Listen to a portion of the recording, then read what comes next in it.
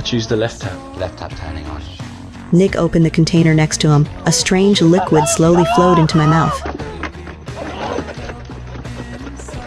Good call, Chris. Luckily, my boyfriend finally guessed it was just water. At that moment, I felt a brief relief. The truth or dare game was far from over. The bottle turned toward Nick. He didn't hesitate and chose truth. A question rose in my mind. Why did he trick all 5 of us here? Nick began to explain. On his brother's graduation photo by the bed, only our 5 faces were marked. The postcard could not have come from anyone else. That meant we all had a debt to pay. I watched everyone's faces collapse. But the game is still continuing. This time, the bottle pointed at me. I took a deep breath and chose dare. My boyfriend became the next to try. Soon, his chair tipped over. A tube was placed in his mouth. I watched him struggle. I chose the left side without hesitation. The next second, the liquid slowly flowed through the tube. I could see the damage it caused inside. His last movement marked the end. My heart shattered. Nick covered my boyfriend with a blanket to hide it from the others. Just as he spun the bottle again, there was a sudden knock at the door. A friend had come looking for Nick. Nick had no choice but to take an unharmed guy and drive him away.